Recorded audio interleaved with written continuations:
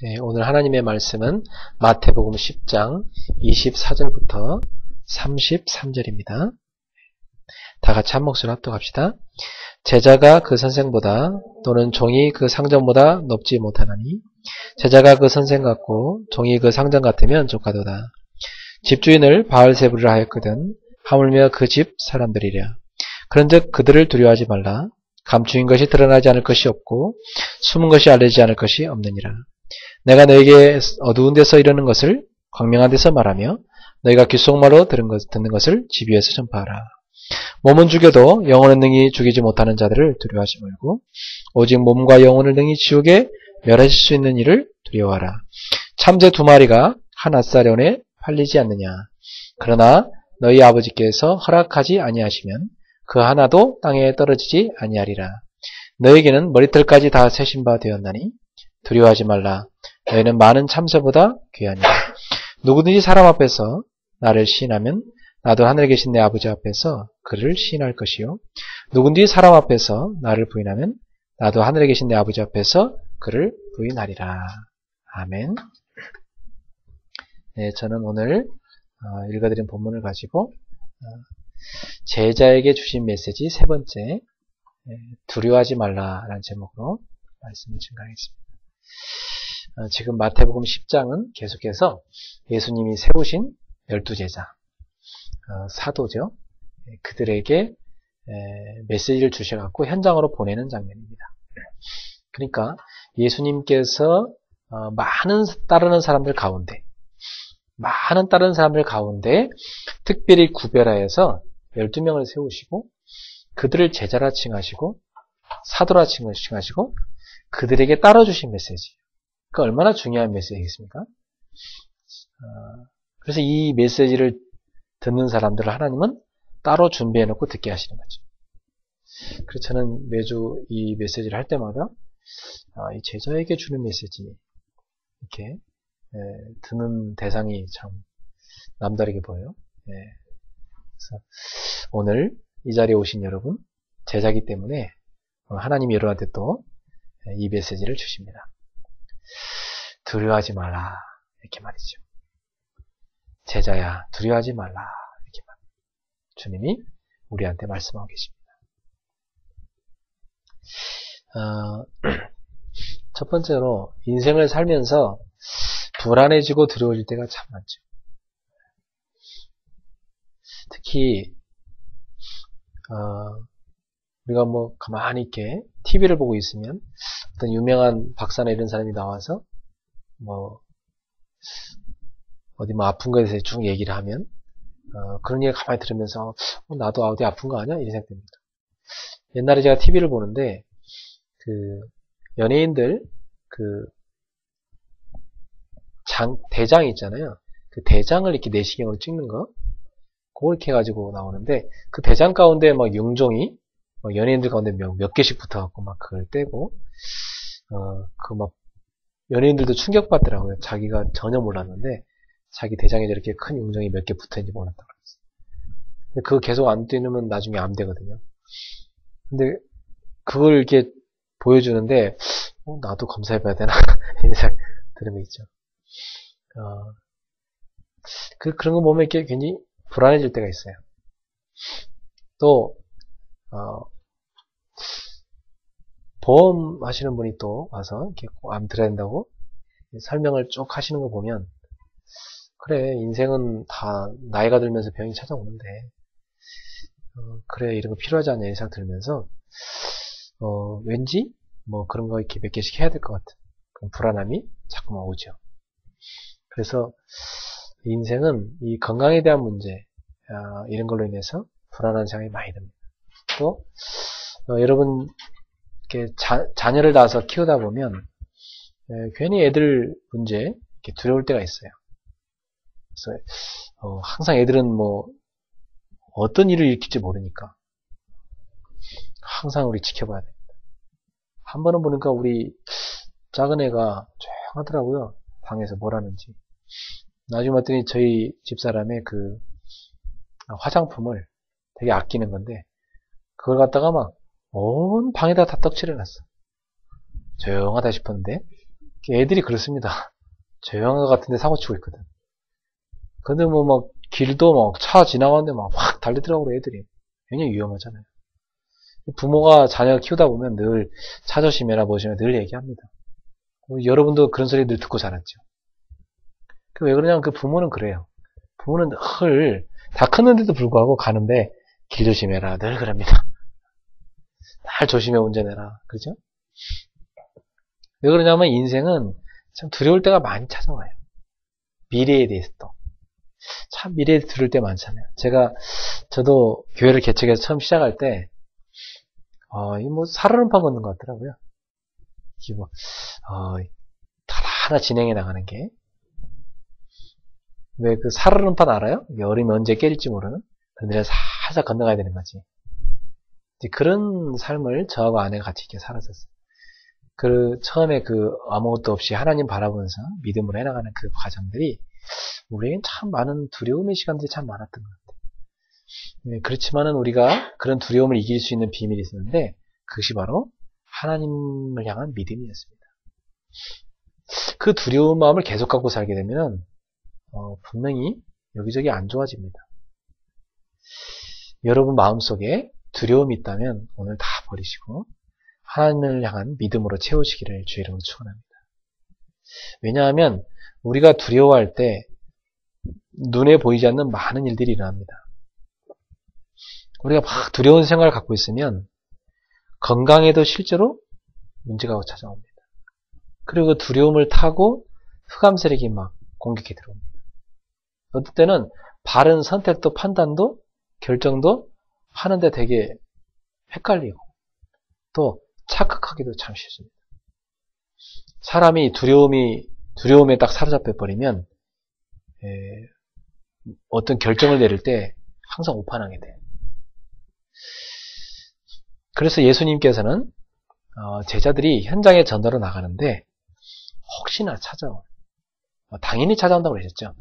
당연히 찾아오는 그 박해와 전도자로서의 길을 가는데 어려움 때문에 두려워하지 마라 이렇게 말씀하고 계신 것입니다. 두려워할 만한 일이 생긴다는 것이죠. 그러나 두려워할 필요가 없다는 것입니다. 두려워할 만한 일이 전도자로 살아가는데 하나님의 자녀로 살아가는데 우리 인생에 있지만 그러나 그 두려움에 빠지지 마라. 두려워할 필요가 없다. 왜? 우리는 하나님 자녀고 하나님이 우리와 함께하고 계시기 때문입니다. 심리적으로 마음이 약한 사람 이런 분들은 막 더 두려워하죠. 왜 툭하면 이렇게 마음에 상처받고 되게 소심하고 그런 사람 있잖아요. 또 뭐 조그만 어떤 일이 있어도 막 조마조마하고 막 마음이 막 불안정하고 굉장히 심약하죠. 이런 사람들한테는 더 두려움이 쉽게 찾아옵니다. 그러면 이 두려움에 자꾸 빠져들게 되면 악령이 역사하게 돼 있고 자꾸 속게 돼 있어요. 여러분 두려워하지 마십시오. 예수님이 여러분과 함께하고 계시기 때문에 오늘 예수님은 두려워하지 마라 우리에게 말씀하고 계십니다. 문제는 내가 정말 하나님을 믿느냐 안 믿느냐 이겁니다. 이게 참 중요하더라고요. 결국은 제가 교회를 개척하고 지금까지 달려오는 가운데 가장 많이 하나님으로부터 제가 받은 연단은 믿음의 테스트였습니다.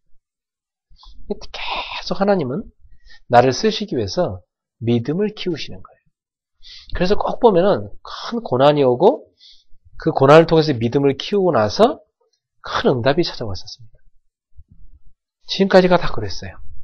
그래서 큰 시련이 오면 또 큰 응답을 준비해놨나 보다 이 생각이 들어요. 그래서 또 응답을 받고 나면 또 언제 또 큰 시련이 오지? 이 생각도 한번 들 때도 있어요. 인간이니까. 하나는 또 응답을 그냥 주는 게 아니라 꼭 시련 통과하고 주시더라고요. 왜 그런가 봤더니 내가 믿음이 너무 없으니까. 내가 믿음이 너무 약하니까 그런 거예요.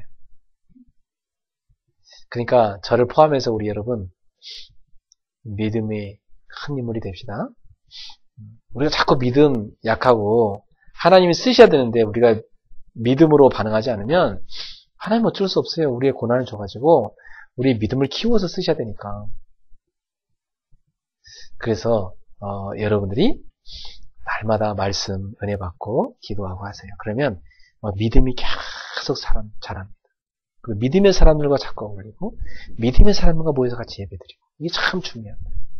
그래서 우리가 훈련도 가고 같이 집회도 하고 또 이렇게 주일날 예배드리고 주중에 또 지교회를 하고 현장에서 다락방을 하고 이런 것들이 다 중요한 것입니다. 이게 다 우리의 믿음을 키우는 것입니다.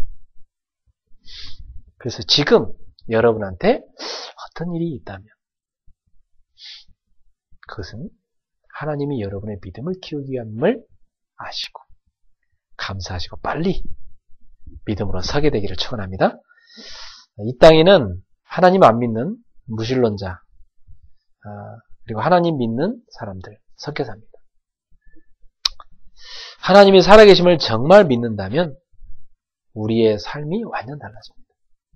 하나님이 살아계심을 정말 믿는다면 우리의 후대도 달라집니다.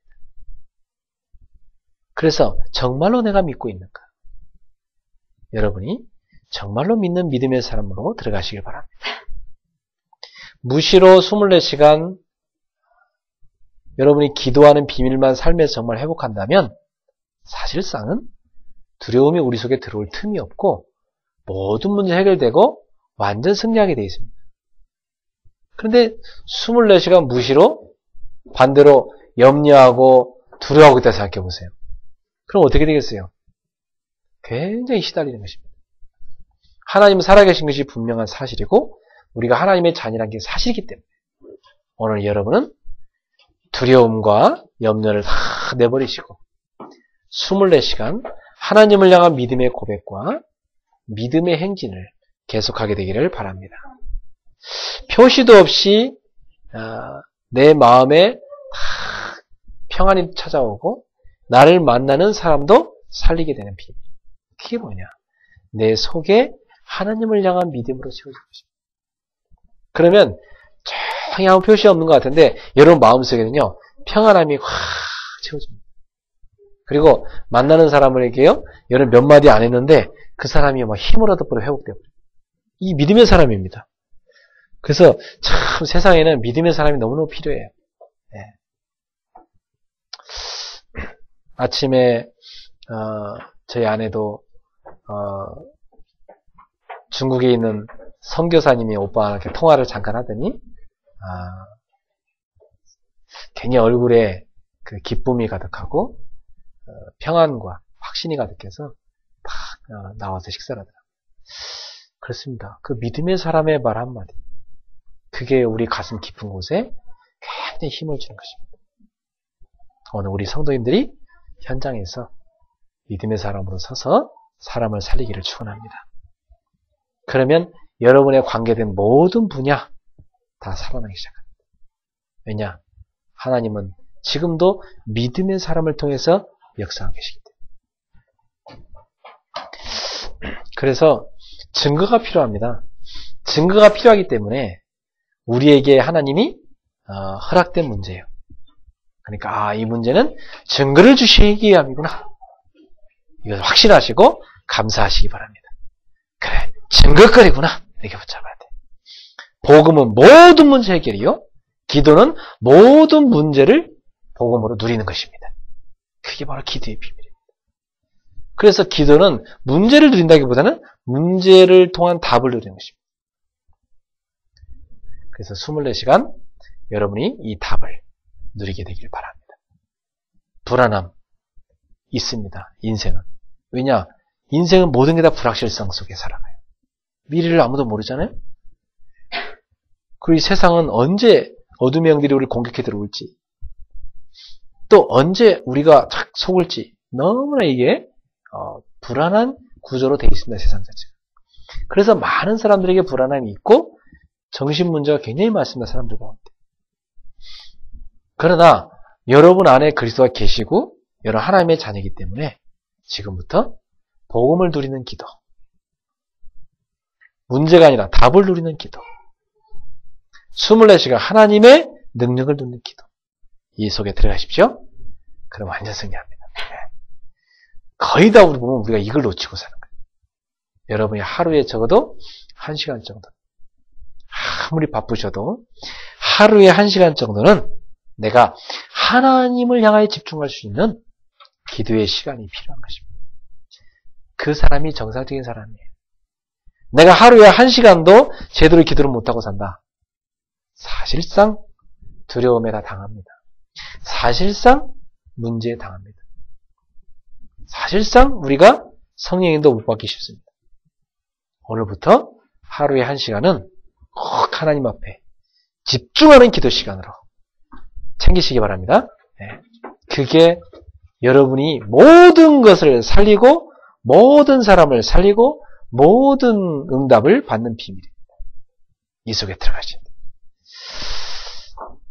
자, 그런데 우리는 이렇게 두려워할 필요가 없는데도 불구하고 현장에는 가보면 복음을 핍박하는 자들이 있습니다. 오늘 본문에도 그런 얘기가 나오죠. 예수 믿는 사람을 핍박하는 사람들. 또 단순히 예수 믿는 사람이 아니라 복음 위에서 살고자 하는 전도자를 박해하는 사람들. 이런 사람들이 현장에 많이 있습니다. 이럴 때 우리가 어떻게 해야 되냐? 자, 이 복음을 전하는 사람들, 복음을 위해서 사는 제자들, 이런 사람들을 박해하는 사람들은 왜 그러면 그 사람들은 박해를 하는가? 왜 그 사람들은 왜 전도를 방해하고 왜 그 사람들은 왜 이 복음이 맞는데도 불구하고 이 복음을 박해하는가 말이죠. 24절에 나오죠. 영안이 어두운 것입니다. 자, 24절, 25절 보니까 제자가 그 선생보다 또는 종이 그 상전보다 높지 못하나니 제자가 그 선생 같고 종이 그 상전 같으면 조카도다. 집주인을 바알세부를 할 것은 하물며 그 집 사람들이랴. 그러니까 현장에 바리새인들이 볼 때는 예수님이 누구로 보였다는 얘기야? 귀신의 왕 바알세부. 왜요? 예수님이 가는 곳마다 귀신을 쫓아내니까. 그런 걸 본 적이 없거든, 지금까지는. 근데 예수님이 막 가는 곳마다 귀신을 쫓아내니까 이 사람들이 어떻게 생각하냐면 예수님을 저 귀신의 왕 들렸다고, 센 귀신, 가장 센 귀신 들렸다고 이렇게 생각하는 겁니다. 그리고 예수님을 따르는 제자들도요, 똑같이 보는 거예요. 여기 그랬죠. 스승을 그렇게 보는데, 우리의 스승이 예수님을 귀신의 왕이라고 이렇게 박해를 하는데, 하물며 그 제자인 너희를 박해하지 않겠느냐. 당연하다. 우리가 현장에 가서 예수님의 이름으로 병든 자를 고치고 귀신을 쫓아내고 생명을 사는 전도도 할 때 반드시 사단은 교권주의자, 또 종교인들, 율법주의자들, 복음 제도를 모르면서 그냥 종교생활하는 사람들, 어떤 조직 갖고 따지고 뭐 틀린 거짓말을 갖고 자꾸 사람 죽이는 이런 거짓에 잡혀있는 사람들, 이런 사람들을 통해서 계속 참된 전도자들, 참된 신자들을 공격한다 이 말이에요. 그럼 어떻게 해야 되겠냐 말이죠. 그럴 때 오늘 예수님이 그래서 두려워하지 말라. 영적으로 문제 가지고 있는 귀신 들리는 사람들이 현장에 너무나 많이 있는데 그 사람들이 복음 받아야 치유됩니다. 저는 현장에 너무 많이 봤거든. 지금도 막 영적으로 시달리는 사람 너무 많습니다. 그건 뭐 목사 자녀, 뭐 장로 자녀, 뭐 중직자 자녀 다 막론하고 영적 문제로 시달리는 사람이 수두룩합니다. 정신 문제까지 찾아오고 그게 완전 타락으로 빠진 사람도 있고 그것이 무능으로 빠진 사람도 있고 그것이 가정 파괴로 빠진 사람도 있고 그것이 자기 인생 자체를 멸망시키는데 그 영적 문제 빠지는 사람들을 치료하려면 오직 다른 길이 없습니다. 그리스도밖에 없거든요. 그래서 그리스도 얘기해 주는데 그 그리스도 얘기해서 그 사람도 살리고 있는데 못하게 하는 거야. 예를 들면 수술실 들어가서 수술하고 있는데 야 임마 너 뭐 서울대학교 안 나왔다며 너 저기 뭐 지방대학교 나왔다며 가! 수술하고 있는데 지방대학 가면 어떻고 서울대학 가면 어떻고 그게 뭐가 중요하다고? 어디 출신이 뭐가 이렇게 중요하다고? 참 사람들은요 희한하죠. 교단 따지고 뭐 교파 따지고 막 어느 선교단체에 막 서로 따지고 말이에요.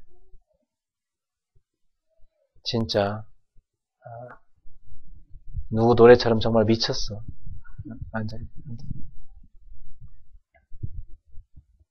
예수님이 귀신 들린 사람들과 고친다고 세상에 예수님을 귀신의 왕 바알세부라고 하면서 막 예수님을 귀신 들린 사람 취급하고 말이에요. 예수님 따라하는 제자들도 막 박해하고. 자, 얼마나 무서운 죄입니까? 지금 전 세계는 귀신 문화에 다 빠져 있습니다. 뉴에이지 운동? 그 귀신 섬기는 무당들이 만든 거 아닙니까? 동양에 지금 일어나는 우상 종교? 다 귀신 섬기는 거 아닙니까? 무당들이 지금 얼마나 많이 일어납니까? 곳곳에다 막 무당 또 만들잖아요. 계속해서. 그래서 지금 이 동네만 해도 막 곳곳에 가보세요. 막 타로 카드점에 타로점, 뭐 사주 카페, 뭐 수두룩해요. 나 뭘 놀랬다니까. 세상에. 그 한복판에 지금 우리가 들어와서 예배드린 겁니다. 여기만 그런지 아세요?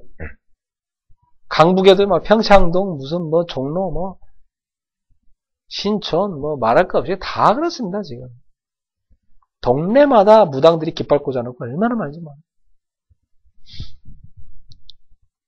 고속버스 터미널 가보세요. 다 길바닥에 쫙 깔아놓고 점치는 사람 얼마나 많아요. 완전 귀신판이에요. 거기 젊은 애들이 얼마나 많이 가는데요. 그래서 지금 귀신 동네가 돼가고 있는데, 그 복음 전하는 사람들 박해하는 건 말이 안 됩니다. 그래서 저는, 참, 사람이 저렇게 악할 수가 있구나. 다 죽어간 사람 살리는데도 그거 못하게 하는 참 악하구나, 사람들.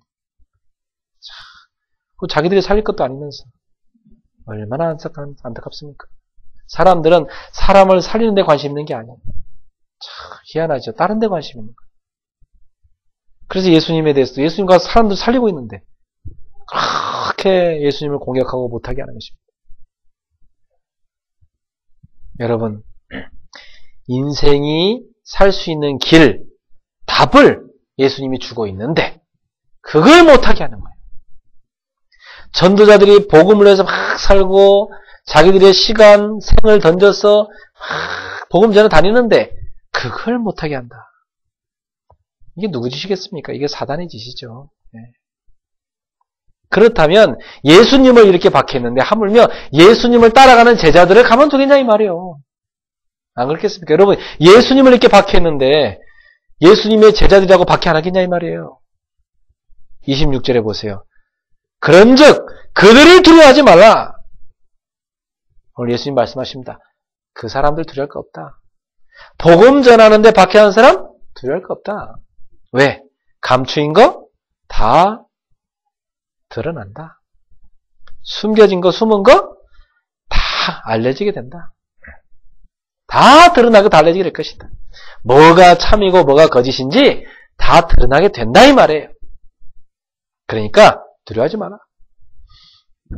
여러분 복음 전하다가 혹시 여러분이 박해를 받고 오해를 사고 복음 전하다가 이런 뭐 무시를 당하고 뭐 공격을 받고 이런다 할지라도 전혀 사람을 두려워하지 마세요. 사람을 두려워하지 마세요. 여러분이 비록 그런 비난이 온다 할지라도 기도와 말씀과 전도를 계속 하시는 게 중요합니다. 그러면 분명히 생명의 역사가 일어나게 돼 있어요. 자, 28절에 보세요. 27절에 보세요. 내가 너희에게 어두운 데서 이르는 것을 광명한 데서 말하며 너희가 귓속말로 듣는 것을 집 위에서 전파하라. 그러니까 두려워하지 말고 숨어서 전하지 말고 막 담대하게 전하라 이 말이에요. 밝게 나가서.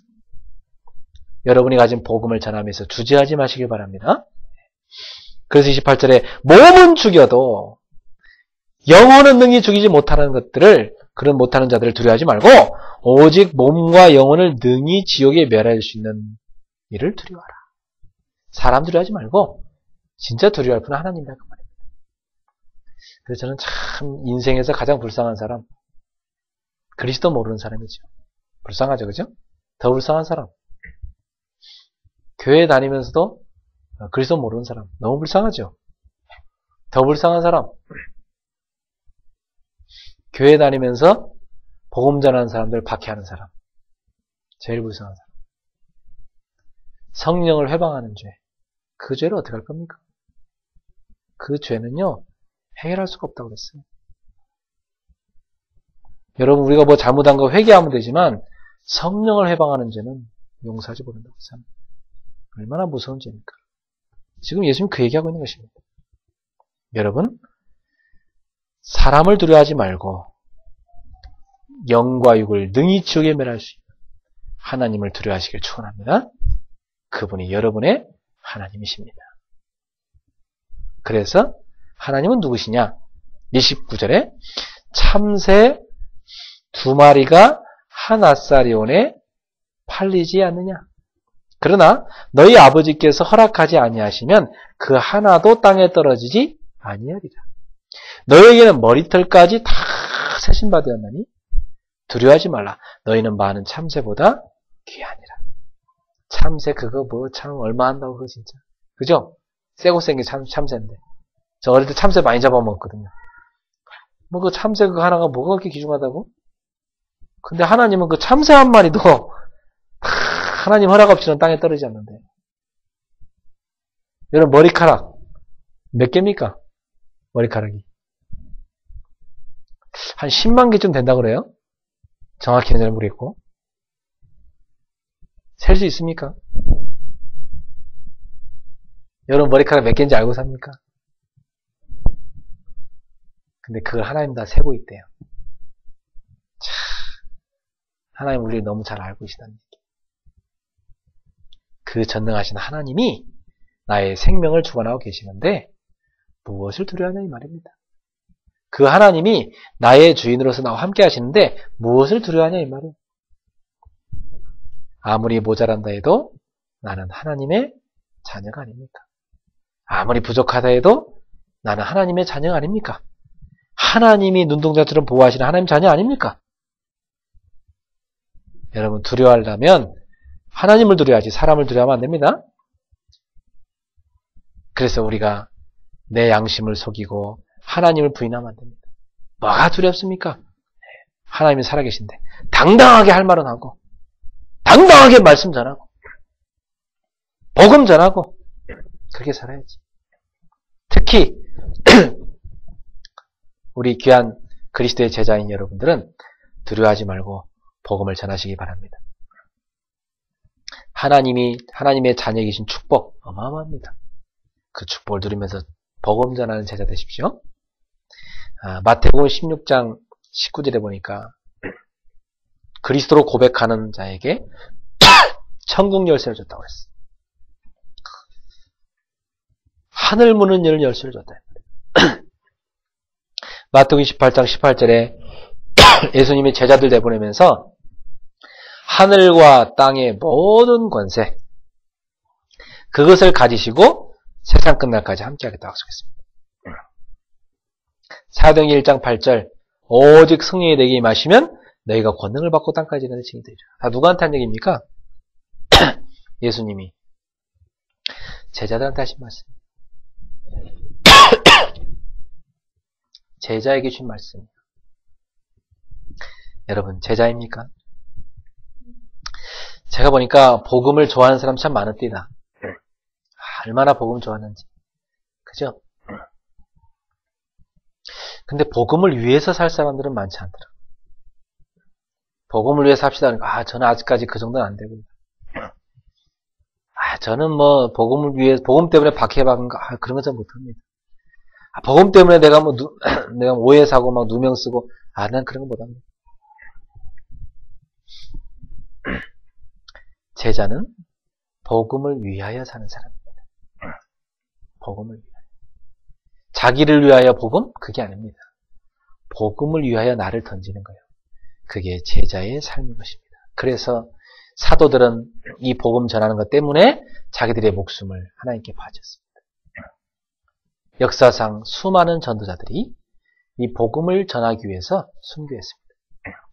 우리나라에도 얼마나 많은 선교사님들이 와서 순교했는지 몰라요.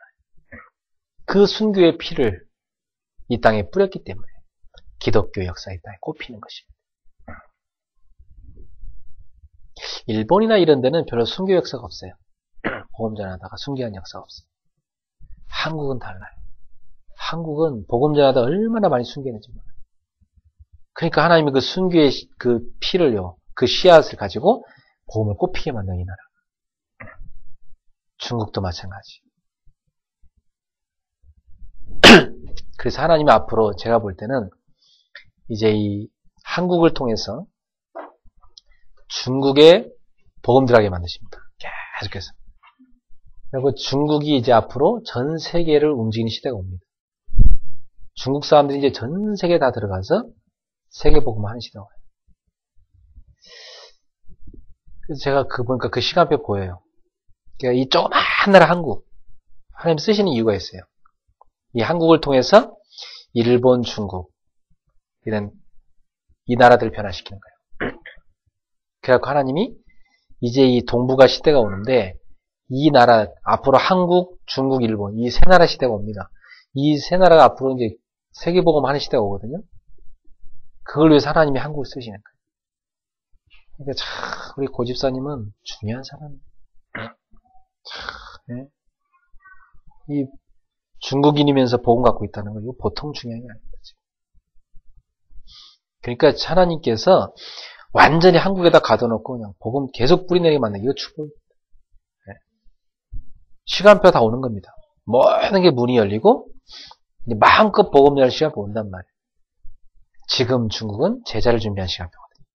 그래서 복음에 생을 걸지 않은 사람은 교회 못 오게 돼 있어요. 물론 3자 교회는 많이 가지. 그럼 복음이 약하니까. 그러나 진짜 복음 전하는 그런 처석교회, 그런 지하교회들 이런 데는 지금도 생명건 많은 전도자들이 중국에 보여주고 있습니다. 이 복음 전하다가 순교하는 분들 너무 많고.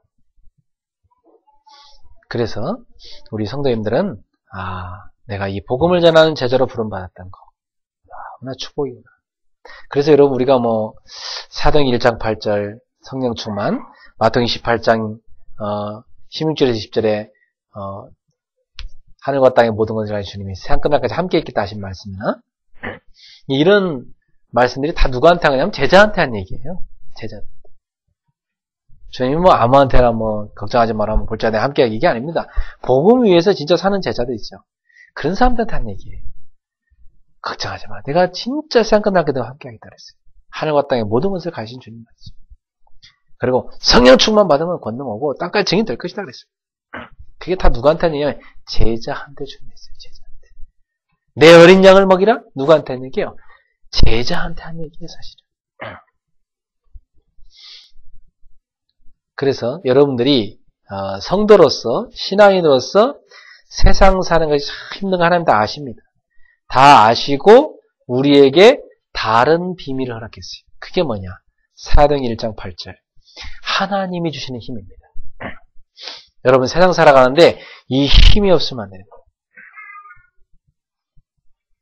신자에게만 주시는 세상을 이기는 비밀이 있어요. 그게 성령 충만입니다. 흑암 가운데 빛을 비추는 평신도 선교사로서 여러분이 꼭 이 축복을 깨달아야 돼요. 나는 하나님이 주는 힘을 가지고 저 흑암 가운데 빛을 비추는 평신도 선교사다. 나는 직장에 출근하는 것이 아니고 선교 현장에 오늘도 가는 것이다. 선교사로 말이죠. 요게 여러분 가져야 할 믿음이에요. 그거 잊어버리면 여러분은 완전 불신하고 똑같아집니다. 내가 가서 뭘 좀 움직여야 가족도 먹여 살리지. 그건 불신자들 얘기입니다. 여러분 그건 기본이고 그 정도가 아니고 여러분은 하나님이 주신 현장에 가서 그래서 빛을 비추는 것입니다.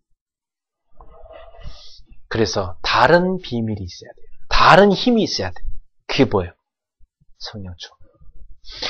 오직 성령이 너에게 임하시면 너희가 권능을 받고 그 힘이 뭐예요? 그게 다른 힘이요.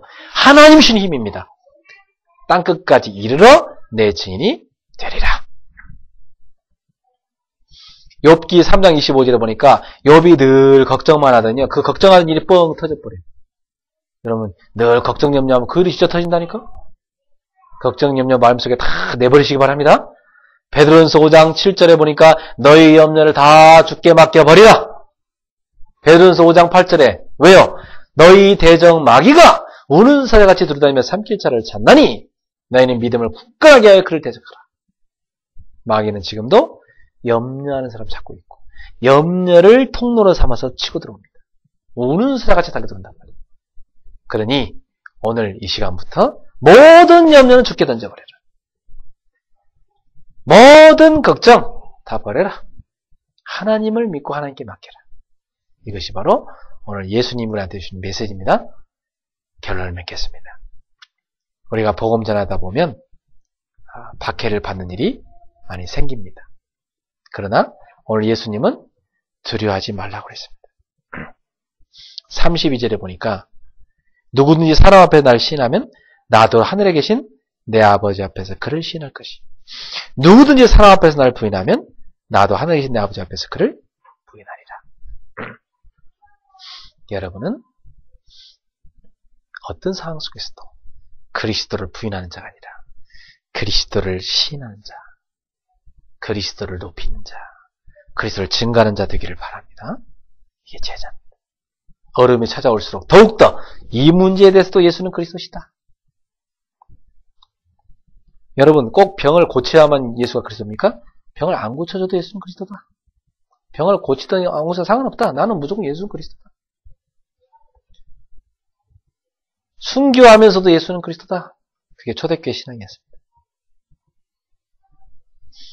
여러분 예수가 그리스도라는 이 사실은 우리 주변의 상황과 문제 상관이 없습니다.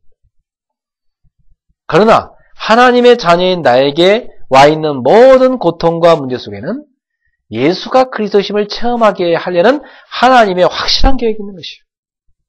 오늘 성도님들은 여러분에 있는 어떤 어려움이든지 문제든지 그걸 갖고 예수가 그리스도 맞구나 말이야. 이걸 체험하시길 바랍니다. 그래서 전도자인 제자에게, 제자들에게 하나님이 주시는 메시지, 예수님이 주신 메시지가 뭐예요?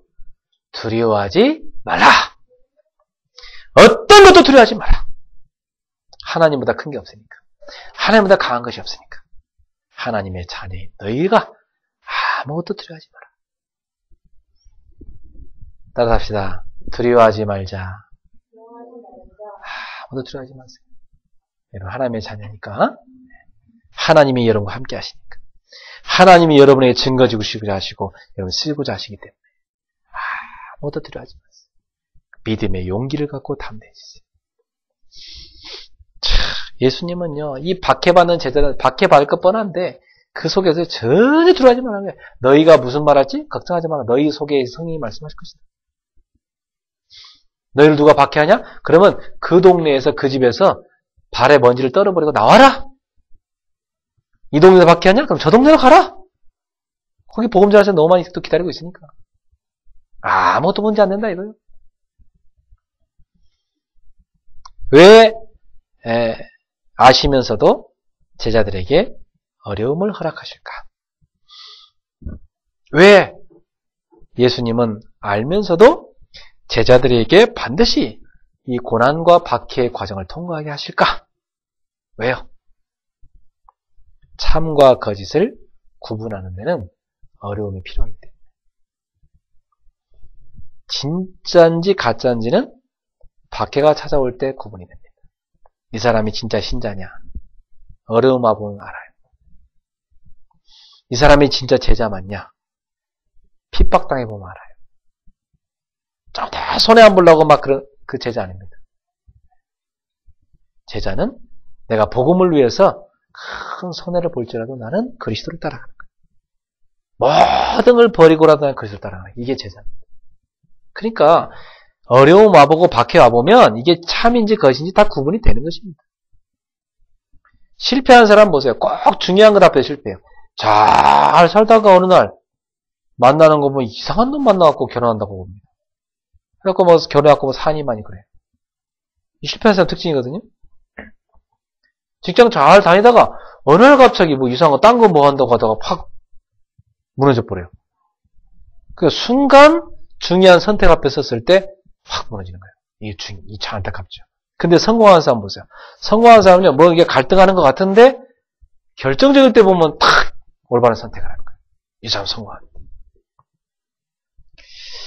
많은 초대교회가 박해받고 어려움 당하는 것 같은데 선택을 믿음으로 탁 하죠. 하나님 앞에서. 그 초대교회라는 뜻이잖아요.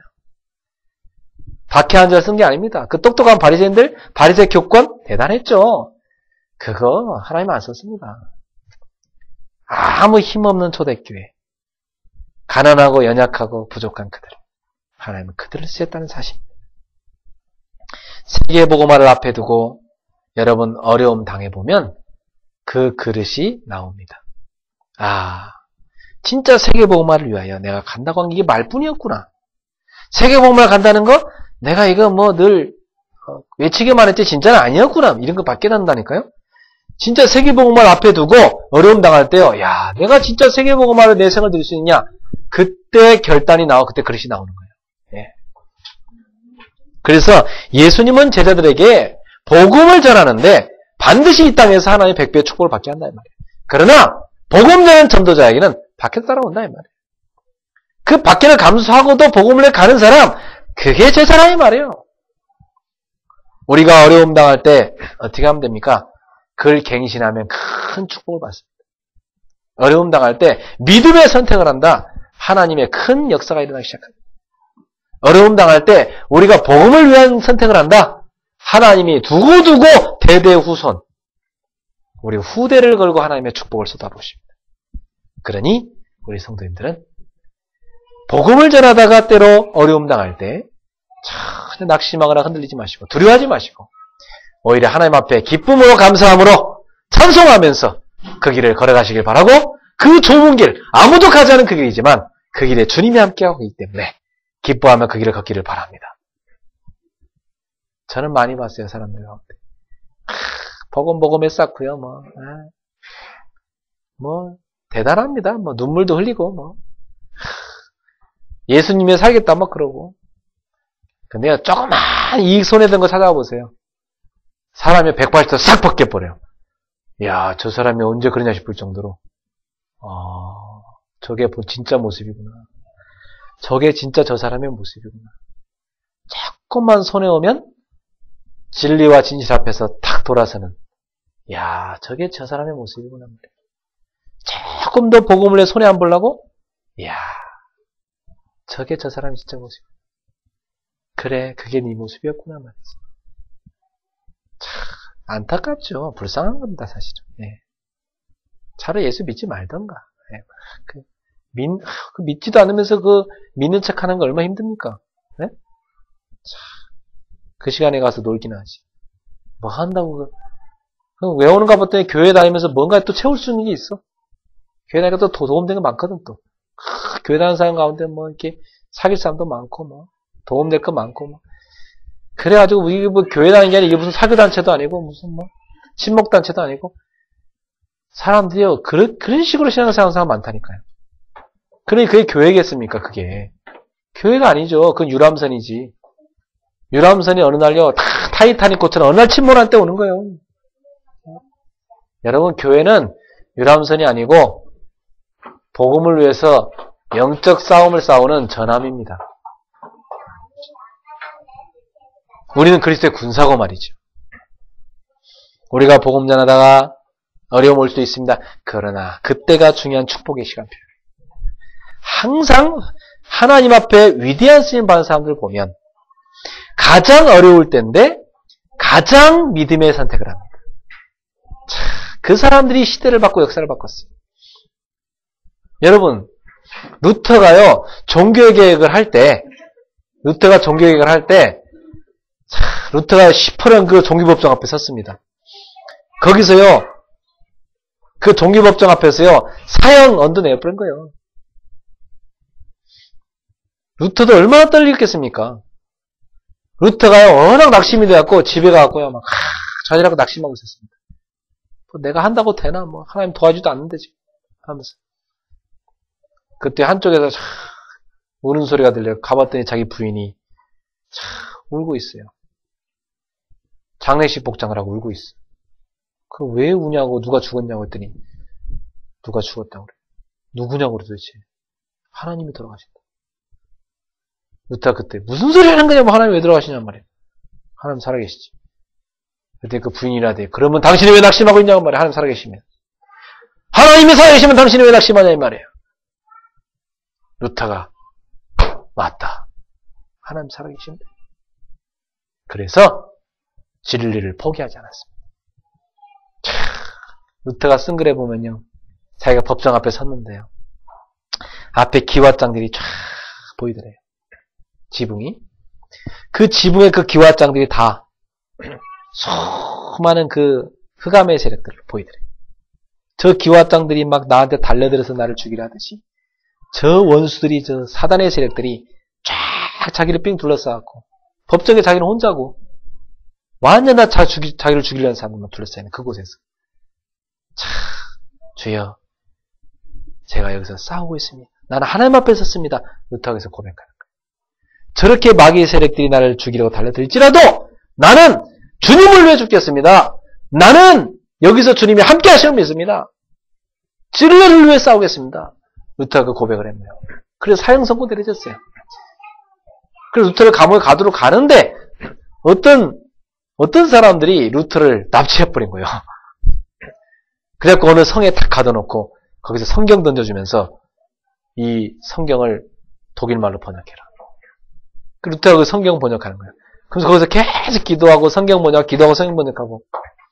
그런데요, 그 독일의 신흥 세력들, 성주들과 이 상인들이 붙은 거예요, 루터한테. 이 사람들이 돈이 있죠. 또 힘을 갖고 땅을 갖고 있잖아요. 이 사람들이 루터한테 붙은 거예요. 그래갖고 독일에요, 종교 개혁이라고 그랬어요.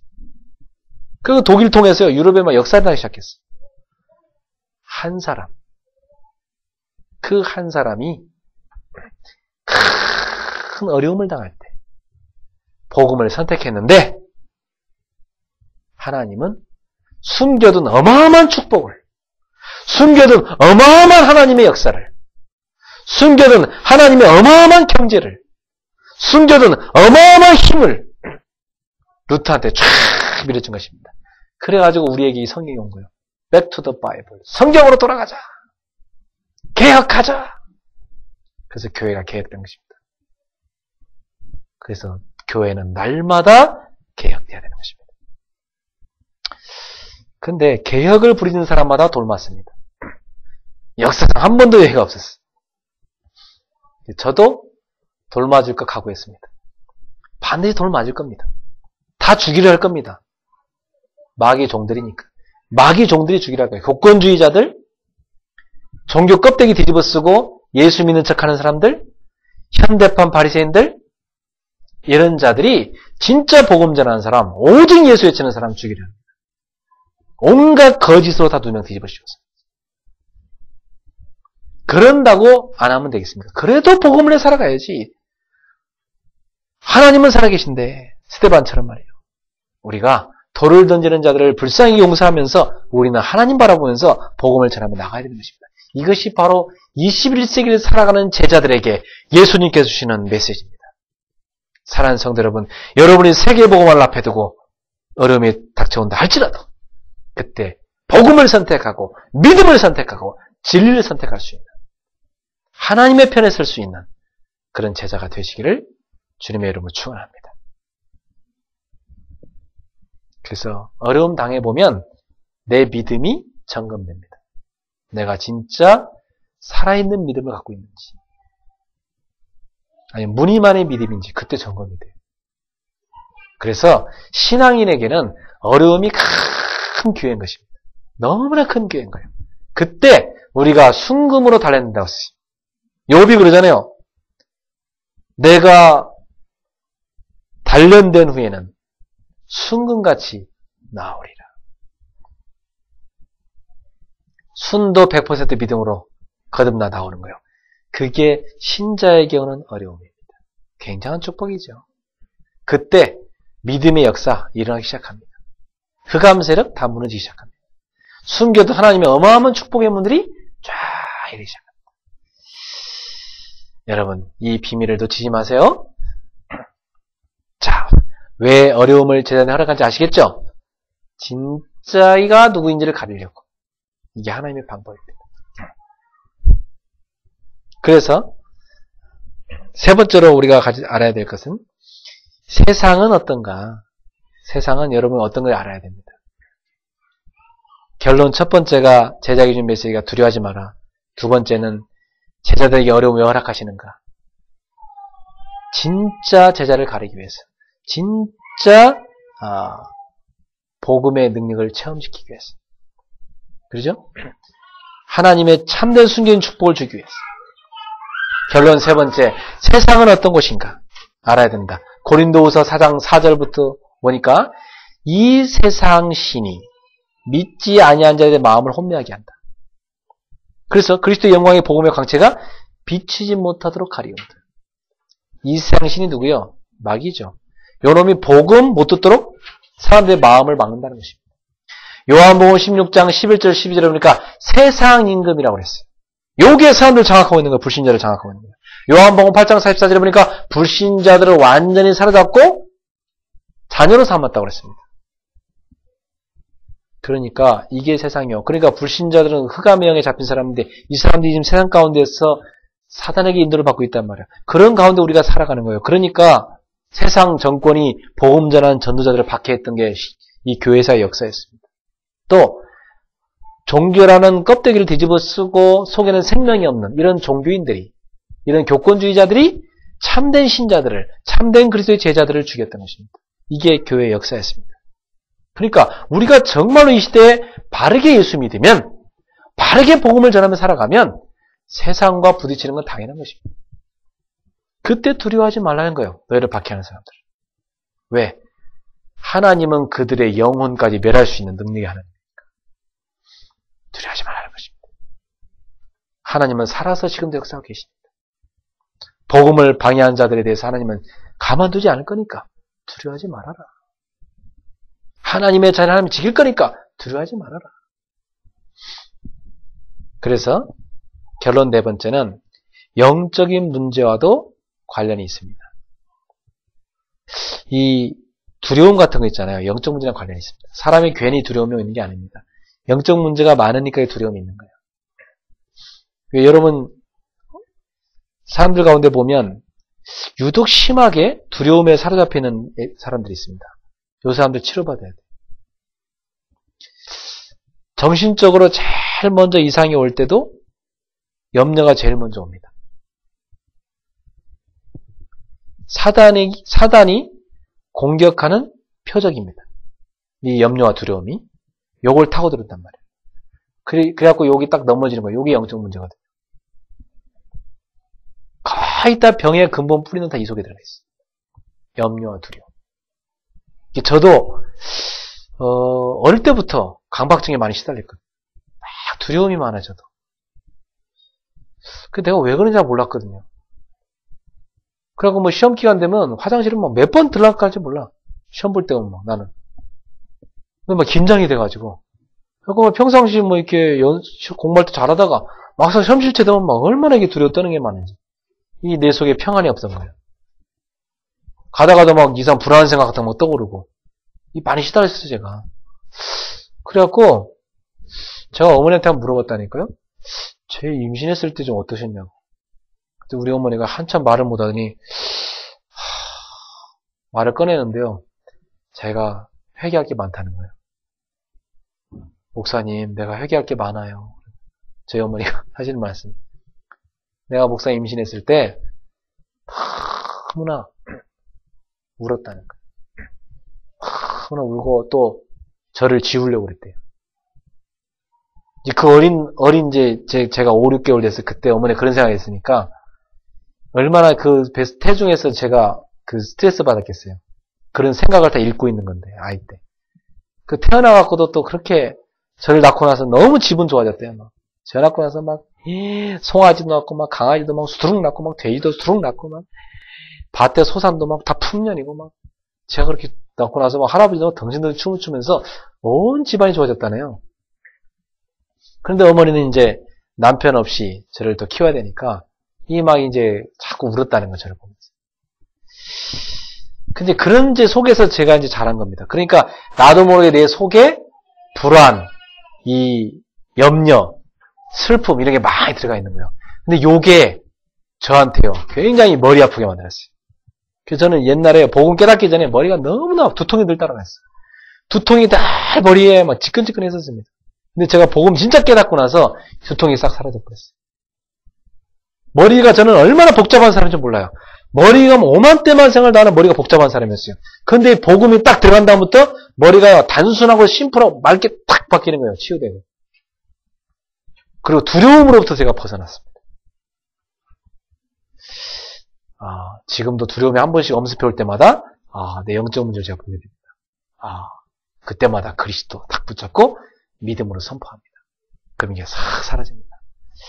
사랑하는 성도 여러분, 혹시 여러분 가운데 영적인 문제로 고통당하는 사람이 있으면 이번 주에 예수 이름으로 끝내시기 바랍니다. 두려움과 염려 다 버리세요. 그리스도로 충만하세요. 성령 충만 다 그 속에 들어갔어요. 그래서 하나님 주신 힘으로 완전 승리하게 되기를 주님의 이름으로 축원합니다. 여러분은 제자입니다. 제자의 길을 기쁘게 걸어가세요. 도움 때문에 어려움 당한다. 더 기뻐하세요. 응답받을 기회니까. 알았죠? 기도하겠습니다. 하나님 감사합니다. 제자에게 주신 세 번째 메시지, 두려워하지 말라는 말씀을 받았습니다. 오늘 우리가 전도자로 살아가는 데 있어서 때로 예수님 이름 때문에 당하는 고난 때문에, 복음 때문에 겪는 어려움들, 그것 때문에 낙심하지 않게 하시고 두려워하지 말게 하시고 하나님을 바라보면서 믿음으로 승리하고 담대하게 복음 전하는 증인으로 설 수 있도록 인도해 주시옵소서. 우리 속에 깊이 뿌리 내려져 있는 모든 두려움과 염려와 걱정, 모든 노이로제와 스트레스, 이 모든 상처의 뿌리들, 이 영적인 문제들을 오늘 지금 이 시간 십자가에서 우리 인생 모든 문제를 끝내신 그리스도 이름으로 치료하여 주시옵소서. 주님 해결하여 주시옵소서. 예수님의 이름으로 기도하옵나이다. 아멘.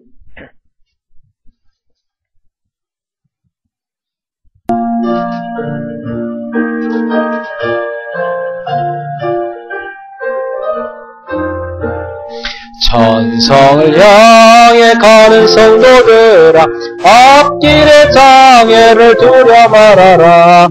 성령이 너로 인도하시니 왜 지체를 하고 있느냐. 앞으로 천성을 향해 나가세. 천성문만 바라고 나가세. 모든 천사 너희를 영접하러 문 앞에 기다려 서 있네. 너 가는 길을 누가 비웃건 확실한 증거를 보여주어라. 성령이 친히 감하여 주사 그들도 참리를 찾으리. 앞으로 천성을 향해 나가세. 천성문만 바라고 나가세. 모든 천사 너희를 영접하러 문 앞에 기다려 서 있네. 너 가는 길을 모두 가기 전에 내 손에 등검을 꽂지 말아라. 저마귀 용계 모두 깨뜨리고 끝까지 잘 싸워 이겨라. 앞으로 전성을 향해 나가세. 전성문만 바라고 나가세. 모든 천사 너희를 영접하러 문 앞에 기다려 서 있네. 아멘. 우리 같이 말씀 생각하면서 우리 하나님 앞에 같이 한번 기도합시다. 제자에게 주신 메시지, 두려워하지 마라. 우리 말씀 붙잡고 우리 믿음으로 고백합시다. 살아계신 하나님, 은혜를 감사합니다. 오늘도 이 시간에 우리 성도들이 하나님 앞에 나와서 제자에게 주신 메시지를 붙잡게 하심을 감사합니다. 우리 인생을 살아가면서 두려운 일이 얼마나 많습니까? 세상에 얼마나 많이 우리에게 두려움을 주는 일이 많고 염려거리가 많습니다.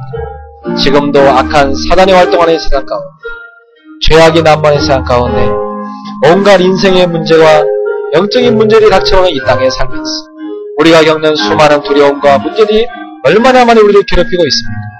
그러나 우리는 하나님의 자녀이기 때문에 사람을 두려워하거나 세상을 두려워하지 말게 하시고 하나님을 바라보면서 믿음으로 살게 하여 주옵소서. 우리의 머리털까지 세시는 하나님, 참새보다도 우리를 귀하다고 말씀하시고 우리를 눈동자처럼 보호하시는 하나님, 하나님이 함께 하시기에 우리는 세상을 두려워하지 말게 하시고 밖에서 두려워하지 않고 담대하게 복음 전하는 전도대로 살게 하여 주시옵소서. 지금 이 시간 우리가 중요한 결단 앞에 설 때마다 하나님 앞에 믿음의 결단을 하게 하여 주시고 주님의 이름을 시인할 수 있는 참 제자의 길을 걷게 하여 주옵소서. 우리가 복음을 위해 살아가는데 때로는 손해가 올지언정 복음을 선택할 줄 아는 믿음의 제자들이 되게 하여 주시옵소서. 성도들에게 있는 어떤 영적 문제든지 저들에게는 두려움과 연약함과 상처들을 지금 이 시간 예수 이름으로 치료하여 주시옵소서. 모든 염려를 없애시고 복음으로 치료하여 주시옵소서. 예수 그리스도 이름으로 기도합니다. 아멘. 하나님 감사합니다. 주님께 드려진 예물을 기쁘게 받아주시고 이것이 하나님 나라 위에 쓰여지게 하시고 세계복음에 쓰여지게 하여 주옵소서. 우리가 인생을 살면서 두려운 일이 생길 때가 얼마나 많습니까? 세상의 염려거리는 또 얼마나 많습니까? 사단이 활동하는 세상, 죄악 가운데의 세상, 하나님을 무시하는 저 세상 가운데서 참된 신자로 산다는 것은 얼마나 많은 역경과 어려움이 있는지 모릅니다. 사람들은 넓은 길을 선택하기를 좋아합니다. 그러나 제자는 좁은 길을 가는 것이며 사람들은 넓은 문을 들어가기를 좋아하지만 제자는 좁은 문을 들어가는 것이며 사람들은 자기의 이익을 따라가지만 제자는 주님을 위해서 십자가를 지고 주님을 따라갈 줄 아는 자기를 부인하고 주님을 따라가는 제자의 길을 압니다. 우리 사랑하는 성들이 이 제자의 길을 걸어가며 있어서 날마다 행복하게 하시고 하나님의 위로와 큰 증거와 은혜가 있게 하여 주시옵소서. 그래서 날마다 승리할 수 있는 증인들이 되게 해 주시옵소서. 증거를 보여줄 수 있는 참제자의 축복을 누리게 하옵소서. 지금 이 시간 나서는 예수님이 하노니 우리 성도를 괴롭히는 모든 염려, 근심, 걱정은 다 사라질지어다. 나서는 예수님이 하노니 우리 성도들에게 와 있는 모든 질병은 지금 이 시간에 떠나갈지어다. 주 예수님이 하노니 모든 아픈 부분은 다 치유될지어다. 주 예수 그리스도의 권세를 하노니 우리 성도들에게 있는 모든 경제의 문제는 축복으로 바뀔지어다. 나서는 예수 그리스도 이름으로 기도하옵나이다. 아멘. 우리 인생의 모든 문제를 십자가에서 완전히 끝내시고 부활로서 지금도 우주 만물을 다스리는 만왕의 왕으로서 하늘 보좌 우편에 앉아서 이 땅을 다스리시는 지금도 우리와 함께 하시는 우리 주 예수 그리스도의 놀라운 은혜와 우리 하나님 아버지의 놀라운 사랑과 지금도 우리를 이끌어가시는 성령님의 세밀한 교통하심, 제자에게 준 메시지 두려워하지 말라는 말씀을 붙잡고 정말 하나님 앞에서 우리의 머리털까지 세시는 우리를 사랑하신 그 하나님 앞에서 믿음과 기쁨과 감사로 살아가며 담대하게 제자의 길을 걸어갈 우리 귀한 성도들 머리 위에 저들의 가정, 생업, 우리 교회 모든 현장 위에 이 지역 위에 지금부터 영원토록 항상 함께 있을지어다. 아멘.